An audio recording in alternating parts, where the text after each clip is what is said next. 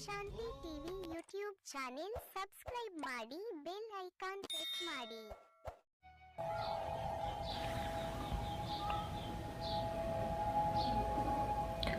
ಓಂ ಶಾಂತಿ. ನಾವೆಲ್ಲ ಆತ್ಮರು ಭ್ರೂ ಮಧ್ಯದಲ್ಲಿ ಸ್ಮೃತಿ ಸ್ವರೂಪರಾಗುತ್ತಾ ನಾವೆಲ್ಲ ಆತ್ಮರ ತಂದೆ ಪರಂಪಿತ ಶಿವ ತಂದೆಯನ್ನ ಪರಮಧಾಮದಲ್ಲಿ ಸ್ಮೃತಿ ಮಾಡಿಕೊಂಡು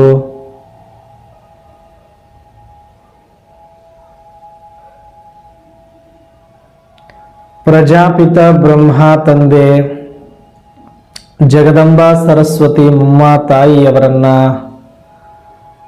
ಸ್ಮರಿಸಿಕೊಂಡು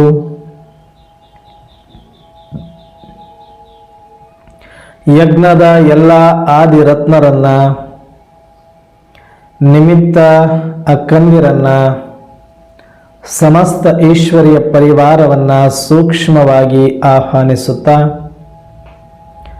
ಪ್ರತಿದಿನದಂತೆ ಈ ದಿನವೂ ಸಹ ಈ ಒಂದು ಮುರಳಿ ಚಿಂತನೆಯಲ್ಲಿ ಭಾಗವಹಿಸಿರುವ ನನ್ನೆಲ್ಲ ಸಹೋದರಾತ್ಮರಿಗೆ ಆತ್ಮೀಯವಾದ ಸ್ವಾಗತ, ಸುಸ್ವಾಗತ.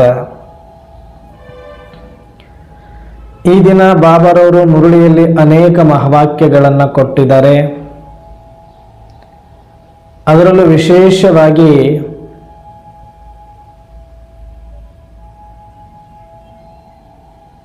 ವರದಾನವಿದೆ. ಆ ವರದಾನದ ಕುರಿತಾಗಿ ಸಂಕ್ಷಿಪ್ತ ಚಿಂತನೆಯನ್ನು ನೋಡೋಣ. ಈ ದಿನ ಶಿವತಂದೆ ತಿಳಿಸ್ತಾ ಇದ್ದಾರೆ, ಮಕ್ಕಳೇ, ಈ ಒಂದು ಸಮಯದಲ್ಲಿ ಯಾವೆಲ್ಲ ಆತ್ಮರು ಅಲೆದಾಡ್ತಾ ಇದ್ದಾರೆ, ಅಶಾಂತಿಯಿಂದ ದುಃಖದಿಂದ ಬಳಲ್ತಾ ಇದ್ದಾರೆ,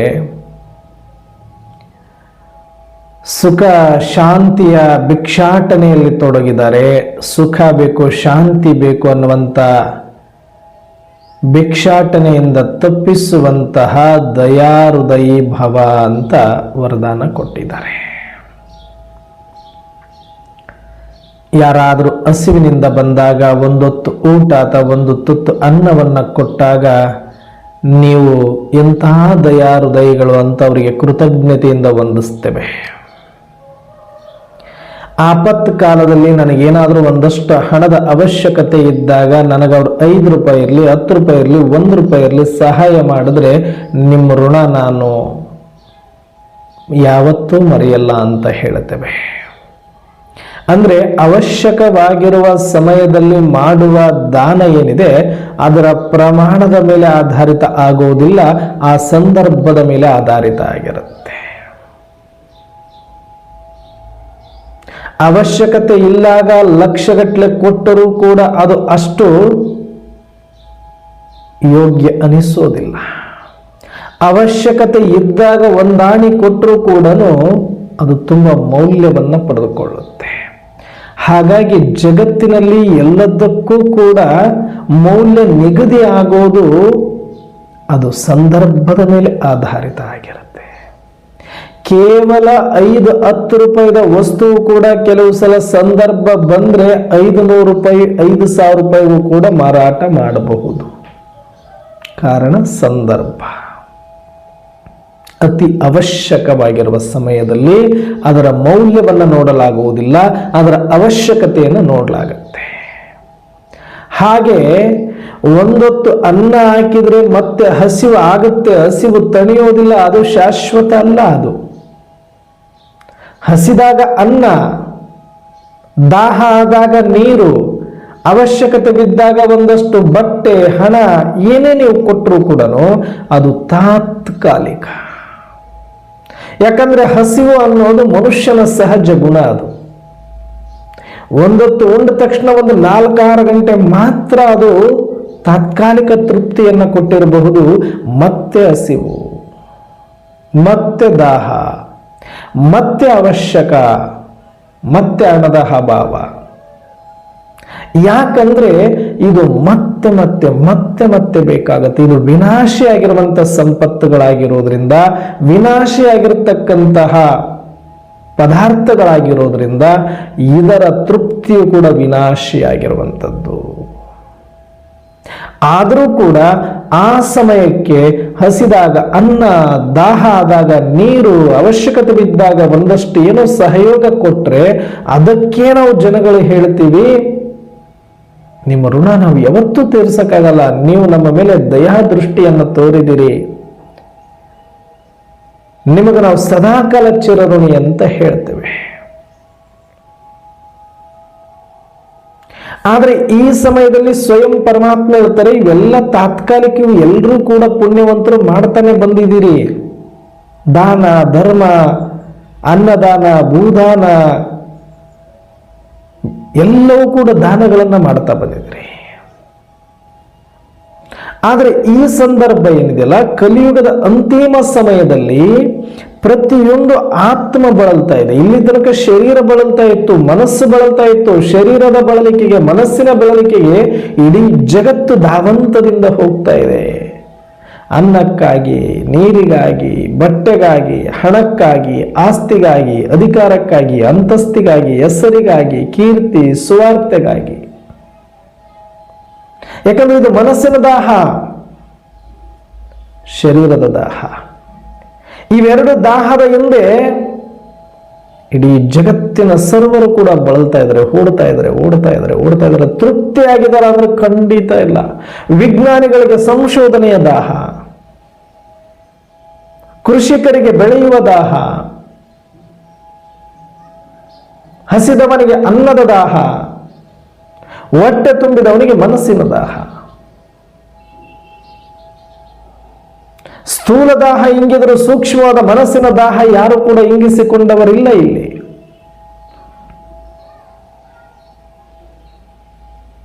ಇವೆರಡರ ಭರದಲ್ಲಿ ಆತ್ಮದ ದಾಹವನ್ನೇ ಕಡೆಗಣಿಸಿಬಿಟ್ಟಿದ್ದೇವೆ. ಯಾರು ಅದರ ಸೌಂಡ್ ಕೇಳಿಸ್ತಾ ಇಲ್ಲ, ಮತ್ತೆ ಯಾರ ಹತ್ರನೂ ಅದು ಕೇಳ್ಕೊಳ್ಳಲ್ಲ. ನೋಡಿ ಎಷ್ಟು ನನ್ನ ಆತ್ಮ ಒಳಗಡೆ ಇರುವಂಥದ್ದಕ್ಕೆ ನನಗೆ ಗೊತ್ತಿದೆ. ನನಗೆ ಬೇಕಾಗಿರುವಂಥದ್ದು ಶಾಂತಿ, ಸುಖ, ಪ್ರೀತಿ, ಶಕ್ತಿ, ಆನಂದ, ಜ್ಞಾನ, ಪವಿತ್ರತೆ ಇವೆಲ್ಲವೂ ಕೂಡ ನನ್ನ ಮೂಲ ಅಸ್ತಿತ್ವ ಆಗಿರೋದು. ಅದರಿಂದ ನಾನು ವಂಚಿತನಾಗಿದ್ದೇನೆ, ಅರ್ಥಾತ್ ಅದರ ಸ್ಮೃತಿಯಿಂದ ವಂಚಿತನಾಗಿದ್ದೇನೆ. ನಾನು ಬಳಲ್ತಾ ಇದ್ದೇನೆ. ಹಾಗಂತ ಹೇಳ್ಬಿಟ್ಟು ನೀವು ಸುಖ ಕೊಡಿ, ಶಾಂತಿ ಕೊಡಿ, ಪ್ರೀತಿ ಕೊಡಿ ಅಂತ ಜಗತ್ತಿನ ಜನಗಳ ಮುಂದೆ ಕೇಳಿದ್ರೆ ಇದು ನನ್ನ ದಾಹ ನೀಗೋದಿಲ್ಲ ಅಂತ ತಿಳಿದು ಯಾವಾಗ ಮಠ ಮಾನ್ಯಗಳಿಗೆ ಹೋಗ್ತೀರಿ, ದೇವ ಮಂದಿರಗಳಿಗೆ ಹೋಗ್ತೀರಿ, ಅಲ್ಲಿ ಮಾತ್ರ ಅಂತರಾತ್ಮದ ಧ್ವನಿ ನಿಧಾನಕ್ಕೆ ಹೊರಗಾಕತ್ತೆ. ಭಗವಂತ, ನನಗೊಂದಷ್ಟು ನೆಮ್ಮದಿ ಕೊಡು, ನನಗೊಂದಷ್ಟು ಸುಖ ಕೊಡು, ನನಗೊಂದಷ್ಟು ಶಾಂತಿ ಕೊಡು. ಯಾಕೆ? ಆತ್ಮಕ್ಕೆ ಆಗಿರುವ ದಾಹವನ್ನು ನಿವಾರಿಸುವ ಶಕ್ತಿ ಒಬ್ಬ ಪರಮಾತ್ಮನಿಗೆ ಬಿಟ್ರೆ ಮತ್ಯಾವ ಮನುಷ್ಯಾತ್ಮರಿಗೂ ಇಲ್ಲ ಅಂತ ಗೊತ್ತಿರುವ ಕಾರಣ ಅದು ಎಲ್ಲೂ ಕೂಡ ನನಗೆ ಸುಖ ಶಾಂತಿ ಕೊಡು ಅಂತ ಕೇಳೋದಿಲ್ಲ. ಆದರೆ ದೇವಸ್ಥಾನಕ್ಕೆ ಹೋದಾಗ ಮನಸ್ಸನ್ನು, ಸ್ಥೂಲ ದಾಹವನ್ನು ಸೈಡಿಗೆ ಸರಿಸಿ ತಾನು ಮುಖ್ಯದಲ್ಲಿ ಬಂದು, ನಿನ್ನ ಕೆಲಸ ಇಲ್ಲ ಆಗೋದಿಲ್ಲೋ, ನಿನ್ನ ದಾಹ ಬೇರೆ, ಅದು ಇಲ್ಲಿ ಸಿಗೋದಿಲ್ಲ, ನೀನು ಸುಮ್ಮನೆ ಸೈಲೆಂಟ್ ಆಗಿರು, ಇಲ್ಲಿ ಕೇಳಿದ್ರು ವ್ಯರ್ಥ ಅಂತ ಮನಸ್ಸಿಗೂ ಹೇಳುತ್ತೆ, ಇನ್ನು ಸ್ಥೂಲ ದಾಹಕ್ಕೂ ಹೇಳುತ್ತೆ. ಆಗ ಇಲ್ಲಿ ನನ್ನ ಕೆಲಸ ಆಗಬೇಕು, ಸ್ವಲ್ಪ ಸೈಡಿಗೆ ನಿಂತ್ಕೊನಿ ಅಂತ ಹೇಳಿ ಆತ್ಮ ಮುಂದೆ ಬಂದು ನನಗೆ ಸುಖ ಬೇಕು, ಶಾಂತಿ ಬೇಕು ಅಂತ ಕೇಳುತ್ತೆ. ಈ ರೀತಿ ಈ ಜನ್ಮದಿಂದ ಅಲ್ಲ, ಅನೇಕ ಜನ್ಮಗಳಿಂದ ಅನೇಕ ಆತ್ಮರು ಕೂಡ, ಜಗತ್ತಿನಲ್ಲಿರುವ ಸಕಲ ಸರ್ವಾತ್ಮರು ಕೂಡ ಈ ಆತ್ಮದ ದಾಹ ಏನಿದೆ, ಸುಖ, ಶಾಂತಿ, ಪ್ರೀತಿ, ಶಕ್ತಿ, ಪವಿತ್ರತೆ, ಜ್ಞಾನದ ದಾಹ, ಸತ್ಯದ ದಾಹ, ಹುಡುಕಾಟ, ಆ ಸತ್ಯ ಶೋಧನೆ, ಆತ್ಮ ಶೋಧನೆ, ಪರಮಾತ್ಮ ಶೋಧನೆ, ಆ ಸುಖ ಏನಿದೆ ಅದನ್ನು ಹುಡುಕ್ತಾ ಹುಡುಕ್ತಾ ಹುಡುಕ್ತಾ ಹುಡುಕ್ತಾ ಬಂದಿದೆ. ಈ ಬಳಲಾಟದಲ್ಲಿ ಅಲೆದಾಡ್ತಾ ಇದ್ದಾರೆ ಎಲ್ಲ ಆತ್ಮರು.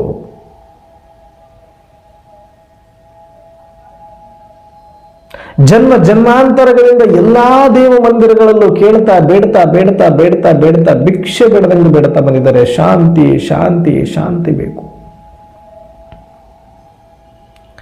ಇಷ್ಟೆಲ್ಲ ಆದ ಮೇಲೆ ಆತ್ಮಕ್ಕೆ ಗೊತ್ತಿದೆ, ಯಾಕಂದ್ರೆ ಯಾವತ್ತೋ ಒಂದು ದಿನ ಆ ಪರಮಾತ್ಮ ಬಂದು ನಾನು ಕೇಳಿದ ದಾಹವನ್ನು ನೀಗಿಸಿದನೆ ಅನ್ನುವಂಥ ಸತ್ಯ ಅದು ತಿಳಿದಿರುವುದರಿಂದ ಇಲ್ಲಿ ತನಕ ಕೇಳ್ತಾ ಕೇಳ್ತಾ ಬೇಡ್ತಾ ಬೇಡ್ತಾ ಬಂದಿದೆ. ಆದರೆ ಆ ಸಮಯ ಈಗ ಬಂದಿದೆ.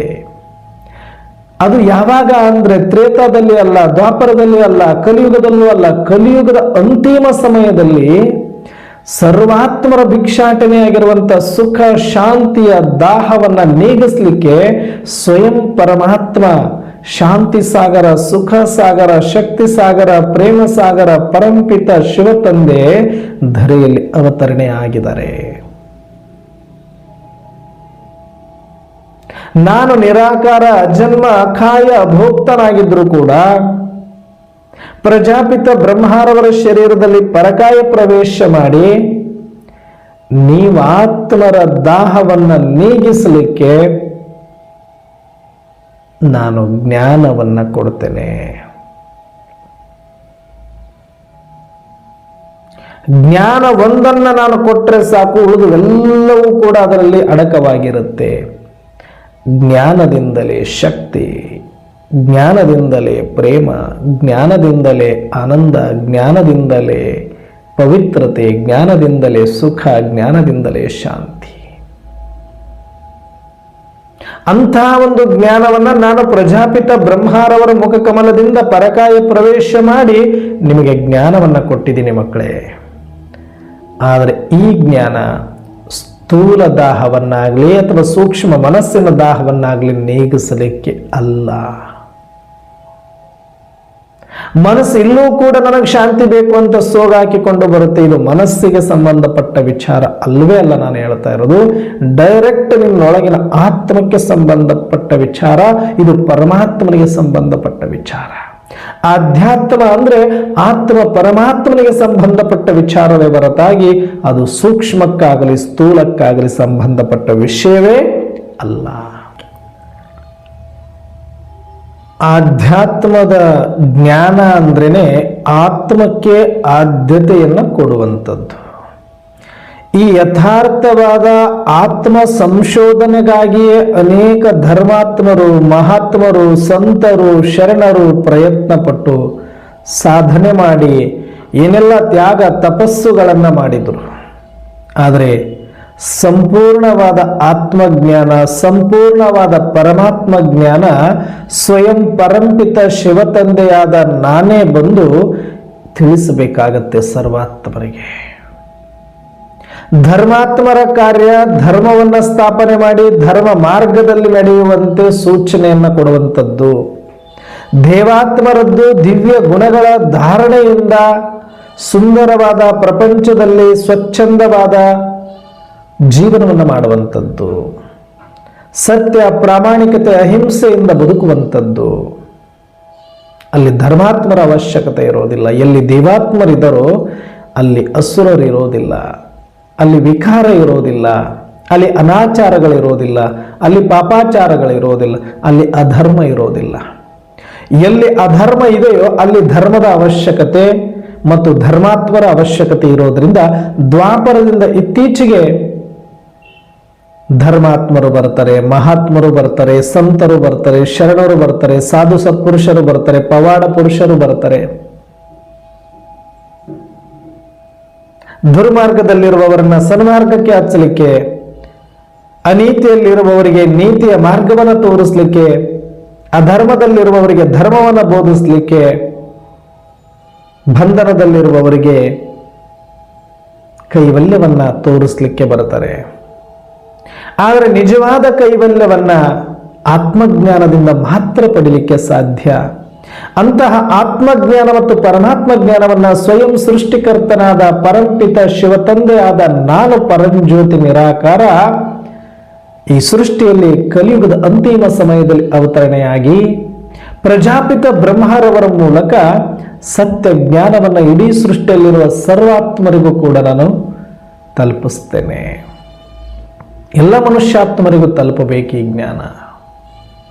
ಸೃಷ್ಟಿ ನಾಟಕದ ನಿಯಮಾನುಸಾರ ಮೊಟ್ಟ ಮೊದಲು ಪ್ರಜಾಪಿತ ಬ್ರಹ್ಮನ ಪರಕಾಯ ಪ್ರವೇಶ ಮಾಡಿ ಅವರ ಮುಖಕಮಲಗಳಿಂದ ಮೊದಲು ಪ್ರಜಾಪಿತ ಬ್ರಹ್ಮನ ಆತ್ಮವೇ ಕೇಳಿಸಿಕೊಳ್ಳುತ್ತೆ, ತದನಂತರ ಅನೇಕ ಆತ್ಮರು ಕೇಳಿಸಿಕೊಳ್ಳುತ್ತಾರೆ. ಆ ಮುಖಾಂತರ ಒಬ್ಬರಿಂದ ಒಬ್ಬರಿಗೆ ತಲುಪಿಸಬೇಕಾಗಿರುವಂಥದ್ದು ನೀವು ಮಕ್ಕಳ ಕರ್ತವ್ಯ ಮತ್ತು ಜವಾಬ್ದಾರಿಯಾಗಿದೆ. ಆದರೆ ಇಲ್ಲಿಯ ತನಕ ಮಾಡಿರುವ ಎಲ್ಲಾ ದಾನಗಳಿಗಿಂತಲೂ ಶ್ರೇಷ್ಠ ದಾನ ಯಾವುದು ಅಂದ್ರೆ ಜ್ಞಾನದಾನ. ಅದರಲ್ಲೂ ಯಾವ ಜ್ಞಾನ ಅಂದ್ರೆ ಆತ್ಮಜ್ಞಾನದ ದಾನ, ಸತ್ಯಜ್ಞಾನ. ಏನಾಗ್ಬಿಡುತ್ತೆ ಇದರಿಂದ ಅಂದ್ರೆ ಜನ್ಮಾಂತರಗಳಿಂದ ಬಳಲ್ತಾ ಇದೆ ಆತ್ಮ, ಸುಖದಿಂದ, ಶಾಂತಿಯಿಂದ, ಸತ್ಯ ಪ್ರೀತಿಯಿಂದ, ಶಕ್ತಿಯಿಂದ ಬಳಲ್ತಾ ಇದೆ. ಆತ್ಮ ಆಗಿರೋದು ಈ ಸತ್ ಗುಣಗಳಿಂದ. ಆದರೆ ಆ ಸತ್ ಗುಣಗಳಿದ್ರೂ ಕೂಡ ಅದರ ಸ್ಮೃತಿ ಇಲ್ಲದೆ ಇರೋದ್ರಿಂದ ಅದರ ಬಳಲಿಕೆಯಲ್ಲಿ ಬಳಲ್ತಾ ಇದೆ ಆತ್ಮ. ಹಾಗಾಗಿ ಸ್ಮೃತಿ, ಜ್ಞಾನ ಕೊಡೋದು ಅಂದ್ರೆ ಆತ್ಮಕ್ಕೆ ಸ್ಮೃತಿಯನ್ನ ಕೊಡೋದು. ಆ ಸ್ಮೃತಿ ಬಂದ ತಕ್ಷಣವೇ ಆತ್ಮದಲ್ಲಿರುವಂತಹ ಜ್ಞಾನ ಜಾಗೃತಿ ಆಗುತ್ತೆ. ಅದನ್ನೇ ಆತ್ಮ ಜಾಗೃತಿ. ಆತ್ಮದಲ್ಲಿ ಒಂದು ಪವಿತ್ರತೆ ಜಾಗೃತಿ ಆಗುತ್ತೆ. ಅದನ್ನೇ ಪ್ಯೂರಿಟಿ, ಸತ್ಯತೆ, ಚಾರಿತ್ರ್ಯತೆ ಅಂತ ಕರಿತೇವೆ. ಸಚ್ಚಾರಿತ್ರ್ಯ.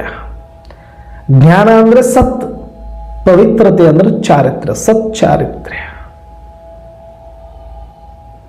ಎಲ್ಲಿ ಜ್ಞಾನ ಇದೆಯೋ ಅಲ್ಲಿ ಪವಿತ್ರತೆ ಇದೆ, ಎಲ್ಲಿ ಪವಿತ್ರತೆ ಇದೆಯೋ ಅಲ್ಲಿ ಶಕ್ತಿ ಇದೆ, ಎಲ್ಲಿ ಶಕ್ತಿ ಇದೆಯೋ ಅಲ್ಲಿ ಪ್ರೇಮ ಇದೆ, ಎಲ್ಲಿ ಪ್ರೇಮ ಇದೆಯೋ ಅಲ್ಲಿ ಸುಖವಿದೆ, ಎಲ್ಲಿ ಸುಖ ಇದೆಯೋ ಅಲ್ಲಿ ಶಾಂತಿ ಇದೆ, ಎಲ್ಲಿ ಶಾಂತಿ ಇದೆಯೋ ಅಲ್ಲಿ ಆನಂದ ಇದೆ. ಅದಕ್ಕೆ ಸಚ್ಚಿತ್ ಆನಂದ ಸ್ವರೂಪ್ ಆತ್ಮ, ಸಚ್ಚಿತ್ ಆನಂದ ಸ್ವರೂಪ್ ಆತ್ಮ.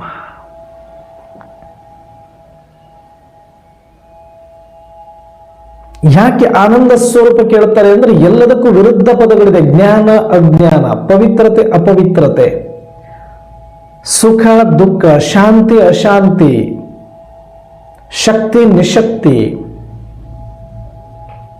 ಎಲ್ಲದಕ್ಕೂ ವಿರುದ್ಧ ಪದಗಳಿದೆ. ಆದರೆ ಆನಂದ ಅದಕ್ಕೆ ವಿರುದ್ಧ ಪದನೇ ಇಲ್ಲ.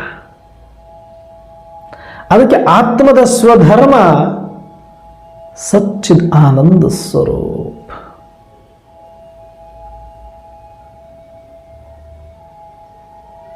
ಯಾರು ಈ ಸಚ್ಚಿದ ಆನಂದ ಸ್ವರೂಪದಲ್ಲಿದ್ದಾರೋ ಅವ್ರು ಹೆಂಗಿರ್ತಾರೆ ಅಂದ್ರೆ ಶಾಂತಿಯಲ್ಲಿ ಇರ್ತಾರೆ. ಯಾರು ಶಾಂತಿಯಲ್ಲಿ ಇರಲಿಕ್ಕೆ ಸಾಧ್ಯ ಅಂದ್ರೆ ಯಾರು ನಿರ್ಭಯರಾಗಿರ್ತಾರೆ. ಅವರು ಧೈರ್ಯವಂತರಿಗೆ ಮಾತ್ರ ಶಾಂತಿ ಲಭ್ಯ.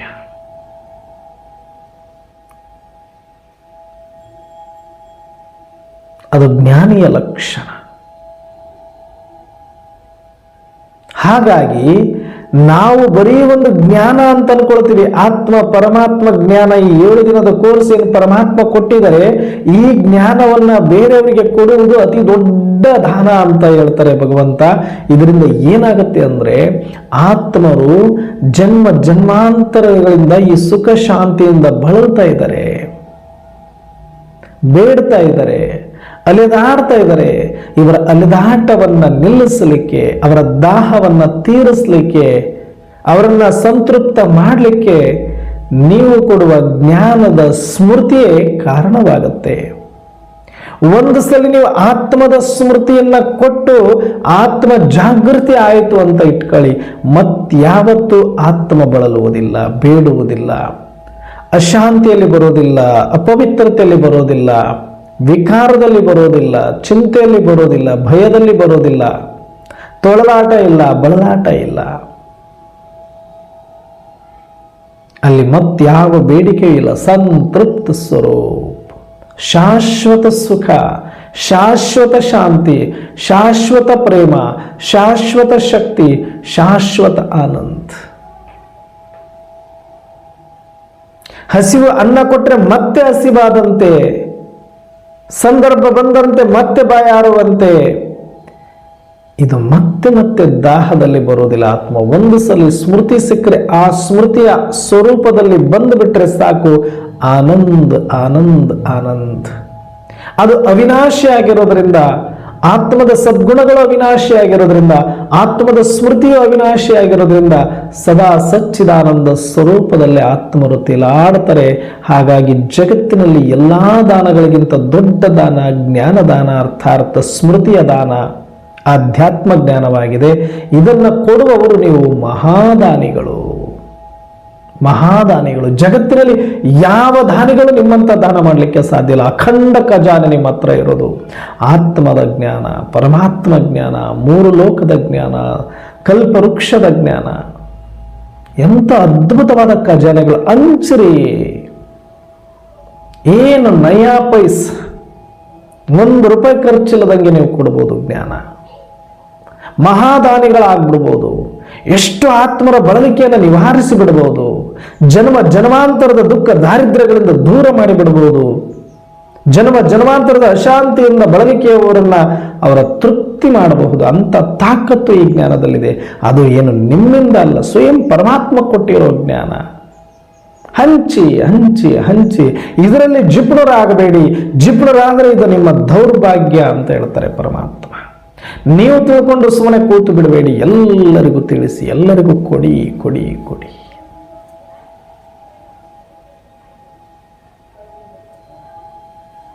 ಮಹಾದಾನಿಗಳಾಗೋದು. ಬಹಳ ಜನ ಅನ್ಕೊಂಡಾರೆ ಇವರೇನೋ ಸಣ್ಣ ಗುಡಿಸ್ಲಲ್ಲಿದ್ದಾರೋ, ಇವರೇನೋ ಸಣ್ಣ ಮನೆಯಲ್ಲಿದ್ದಾರೆ, ಇವರೇನೋ ಸುಮ್ಮನೆ ಸಣ್ಣದಾಗಿ ಏನೋ ಮಾಡ್ಕೊಂಡಿದ್ದಾರೆ. ಜಗತ್ತಿಗೆ ಗೊತ್ತಿಲ್ಲ ಇವರಲ್ಲಿ ಎಂಥ ಜ್ಞಾನ ಇದೆ ಅಂತ ಗೊತ್ತಿಲ್ಲ, ಎಂಥ ಖಜಾನೆಗಳಿದೆ ಅಂತ ಗೊತ್ತಿಲ್ಲ, ಅದು ಯಾರು ಕೊಟ್ಟಿದ್ದು ಅಂತ ಗೊತ್ತಿಲ್ಲ. ಜಗತ್ತಿಗೆ ಇದರ ಮೇಲೆ ಕಣ್ಣು ಬೀಳೋದ್ರೊಳಗಡೆ ಜಗತ್ತು ವಿನಾಶ ಆಗಲಿಕ್ಕೆ ಆರಂಭ ಆಗುತ್ತೆ. ಆವಾಗ ಗೊತ್ತಾದರೂ ಏನು ಮಾಡಲಿಕ್ಕೆ ಆಗೋದಿಲ್ಲ. ಇವತ್ತು ಸಾರೆ ಚೆಲ್ಲಾದ ಮುಕುತಿ ಅಂತ ದಾಸರ ಹಾಡ್ತಾರೆ. ಸಾರೆ ಚೆಲ್ಲಾದ ಮುಕುತಿ, ಎಲ್ಲ ಕಡೆ ಮುಕ್ತಿ ಅನ್ನೋದು ತುಂಬಿದೆ ಅಂತ ಹೇಳ್ತಾ ಇದ್ರು ಅವರು. ಯಾವಾಗ ಅಂದ್ರೆ ಯಾರಿಗೆ ಸತ್ಯ ಸ್ಮೃತಿ ಬರುತ್ತೋ ಆವಾಗ. ಎಲ್ಲಿ ಬೇಕಾದರೂ, ಯಾವಾಗ ಬೇಕಾದರೂ, ಯಾರಿಗೆ ಬೇಕಾದರೂ, ಹೇಗೆ ಬೇಕಾದರೂ ಈ ಸತ್ಯ ಜ್ಞಾನದ ಸ್ಮೃತಿಯನ್ನು ಕೊಟ್ಟ ತಕ್ಷಣವೇ ಅವರು ಮುಕ್ತರಾಗಲಿಕ್ಕೆ ಸಾಧ್ಯ ಇದೆ. ಇದಕ್ಕೆ ಯಾವ ಜಾಗದಲ್ಲೇ ಆಗಬೇಕಂತಲ್ಲ, ಇಂಥವರೇ ಆಗಬೇಕಂತಲ್ಲ, ಇದನ್ನು ಮಾಡಬೇಕು ಅಂತ ಏನೂ ಇಲ್ಲ. ಸುಮ್ಮನೆ ಜ್ಞಾನವನ್ನು ತಿಳ್ಕೊಂಡು ಆ ಸ್ಮೃತಿಯಲ್ಲಿ ಬಂದುಬಿಟ್ಟರೆ ಸಾಕು. ಮುಕ್ತ ಸ್ವರೂಪ. ಯಾರು ಬೇಕಾದರೂ. No conditions. ಏನು ಕಂಡೀಷನ್ ಇಲ್ಲ, ಜೀರೋ ಕಂಡೀಷನ್. ಇಷ್ಟು ಸರಳವಾಗಿದೆ ಜ್ಞಾನ, ಸಹಜವಾಗಿದೆ ಜ್ಞಾನ. ಸತ್ಯ ಶಿವಯೋಗವಿದು, ಸತ್ಯ ರಾಜಯೋಗ ಇದು. ಜಗತ್ತಿನವರ ದೃಷ್ಟಿಯಲ್ಲಿ ಇದು ಬರೀ ಒಂದು ಆಶ್ರಮ ಅಷ್ಟೇ. ಜಗತ್ತಿನವರ ದೃಷ್ಟಿಯಲ್ಲಿ ಇದೊಂದು ಧರ್ಮ ಅಷ್ಟೇ. ಜಗತ್ತಿನವರ ದೃಷ್ಟಿಯಲ್ಲಿ ಇದು ಒಂದು ಸಂಪ್ರದಾಯ ಅಷ್ಟೇ ಕಾಣಿಸಬಹುದು.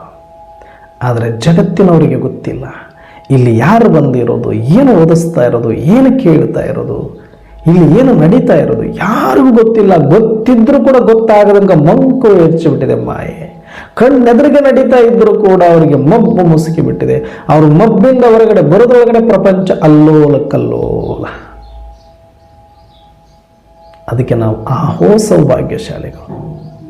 ಪರಮಾತ್ಮ ಬಂದಾಗಲೇ, ಪರಮಾತ್ಮ ಜ್ಞಾನ ಕೊಟ್ಟಾಗಲೇ, ನಮಗೆ ಜ್ಞಾನ ಸಿಕ್ಕಾಗಲೇ ನಾವು ಕಣ್ಣು ತೆರೆದು ನೋಡ್ತಾ ಇದ್ದೀವಿ ಅಂದ್ರೆ ನಾವು ಆಹೋ ಸೌಭಾಗ್ಯಶಾಲಿಗಳು. ಮಾಯೆಯ ಮಂಕುವನ್ನು ಸರಿಸಿ ಬಂದದಕ್ಕೆ ನಮಗೆ ಪರಮಾತ್ಮನ ಸತ್ಯ ಅರ್ಥ ಆಗಿದೆ, ಆತ್ಮ ಸತ್ಯ ಅರ್ಥ ಆಗಿದೆ, ಮುಕ್ತ ಸ್ಥಿತಿಯನ್ನು ಅನುಭವ ಮಾಡ್ತಾ ಇದ್ದೀವಿ. ಇದಕ್ಕಿಂತ ಇನ್ನೇನು ಬೇಕು ನಮಗೆ? ಹಾಗಾಗಿ ನಾವೆಲ್ಲರೂ ಕೂಡ ಈ ಸತ್ಯವನ್ನು ತಿಳಿದು ಸರ್ವರಿಗೂ ಈ ಆತ್ಮಜ್ಞಾನವನ್ನು ಕೊಡುವಂಥ ಕಾರ್ಯವನ್ನು ನನ್ನ ಜೀವಿತಾವಧಿಯ ಅಂತಿಮ ಶ್ವಾಸದವರೆಗೂ ಕೂಡ ಈ ಶರೀರವನ್ನು ಬಳಸಿಕೊಂಡು, ಮನಸ್ಸನ್ನು ಬಳಸಿಕೊಂಡು, ಬುದ್ಧಿಯನ್ನು ಬಳಸಿಕೊಂಡು, ಸಂಸ್ಕಾರವನ್ನು ಬಳಸಿಕೊಂಡು, ಸಮಯವನ್ನು ಬಳಸಿಕೊಂಡು, ಸಂಪತ್ತನ್ನು ಬಳಸಿಕೊಂಡು, ಸಂಕಲ್ಪಗಳನ್ನು ಬಳಸಿಕೊಂಡು ಎಷ್ಟು ಸಾಧ್ಯವೋ ಅಷ್ಟು ಅನೇಕ ಆತ್ಮರಿಗೆ, ಸರ್ವಾತ್ಮರಿಗೆ ಮುಟ್ಟಿಸುವ ಪ್ರಾಮಾಣಿಕ ಪ್ರಯತ್ನವನ್ನು ನಾವು ಮಾಡಲಿಲ್ಲ ಅಂದರೆ ನಮ್ಮಷ್ಟು ಆತ್ಮವಂಚಕರು ಮತ್ತಾರು ಇರೋದಿಲ್ಲ, ಆತ್ಮದ್ರೋಹಿಗಳು ಮತ್ತಾರು ಇರೋದಿಲ್ಲ. ಇದು ನಿಜವಾದ ಆತ್ಮಹತ್ಯೆ ಅಂತ ನಾನು ಅನ್ಕೊಳ್ತೀನಿ. ಯಾಕೆ ಅಂತಂದರೆ ನಮ್ಮ ಆತ್ಮದ ಸೌಭಾಗ್ಯವನ್ನು ಬೆಳಗಿಸುವಂತಹ ಜ್ಞಾನದ ಖಜಾನೆ ನಮ್ಮ ಹತ್ರ ಇಟ್ಕೊಂಡು ಅದನ್ನು ಸುಮ್ಮನೆ ಹಿಂಗೆ ದಾನ ಮಾಡಿದರೆ ನನ್ನ ಆತ್ಮದ ಭಾಗ್ಯ ಕಲ್ಯಾಣ 21 ಜನ್ಮಕ್ಕಾಗಿ ಬೆಳಗುತ್ತಾ ಇತ್ತು. ಅದನ್ನು ಸುಮ್ಮನೆ ನಮ್ಮಲ್ಲಿ ಇಟ್ಟುಕೊಂಡು ಗೊತ್ತಿದ್ದು ಗೊತ್ತಿಲ್ಲದಂಗೆ ನಾಟಕ ಮಾಡಿಕೊಂಡು ಸ್ವಾರ್ಥಿಗಳಾಗಿಯೋ ಮೈಗಳ್ಳರಾಗಿಯೋ ಸುಮ್ಮನೆ ಕೂತ್ಕೊಂಡು ಯಾರಿಗೂ ಕೊಡಲಿಲ್ಲ ಅಂದರೆ ನನ್ನ ಆತ್ಮಹತ್ಯೆ ನಾನೇ ಮಾಡ್ಕೊಂಡಾಗೆ. ಸುಮ್ಮನೆ ಶವತ್ತರ ಬದುಕಿದ್ರೆ ಏನು ಬಂತು? ಆತ್ಮದ ಅನುಭೂತಿ ಆಗದೆ, ಆತ್ಮ ಸಂಪಾದನೆ ಮಾಡಿಕೊಳ್ಳದೆ ಇದ್ದರೆ ಅದೇ ನಿಜವಾದ ಆತ್ಮಹತ್ಯೆ. ಹಾಗಾಗಿ ನಾವೆಲ್ಲರೂ ಕೂಡ ಮುಂದೊಂದು ದಿನ ಪ್ರಾಯಶ್ಚಿತ್ತ ಪಡದೆ, ಆತ್ಮವಂಚಕರಾಗದೆ, ನನ್ನ ಆತ್ಮ ಸಾಕ್ಷಿಯಾಗಿ ನಾನು ಮಾಡಿರುವ ಪ್ರಾಮಾಣಿಕ ಪ್ರಯತ್ನ ನನಗೆ ಖುಷಿ ತರುವಂಥದ್ದಾಗಬೇಕು ಅಂದರೆ ಈ ಕ್ಷಣದಿಂದಲೇ ಆರಂಭ ಮಾಡೋಣ, ದೃಢ ಸಂಕಲ್ಪ ಮಾಡೋಣ. ನಾವು ಮುಕ್ತ ಸ್ಥಿತಿಯನ್ನು ಅನುಭವ ಮಾಡ್ತಾ ಸರ್ವಾತ್ಮರಿಗೂ ಈ ಮುಕ್ತಿಯ ಸ್ಥಿತಿಯನ್ನು ಅನುಭವ ಮಾಡಲಿಕ್ಕೆ ಜ್ಞಾನವನ್ನು ನಿಷ್ಕಲ್ಮಶವಾಗಿ, ನಿರಾಪೇಕ್ಷತೆಯಿಂದ, ನಿಸ್ವಾರ್ಥವಾಗಿ, ಯಾವುದೇ ಭೇದ ಭಾವಗಳಿಲ್ಲದೆ, ಯಾವುದೇ ತಾರತಮ್ಯವಿಲ್ಲದೆ ಸರ್ವರಿಗೂ ಹಂಚೋಣ ಅಂತ ಹೇಳ್ತಾ ಇವತ್ತಿನ ಚಿಂತನೆಯನ್ನು ಮುಕ್ತಾಯ ಮಾಡೋಣ. ಎಲ್ಲರಿಗೂ ಓಂ ಶಾಂತಿ.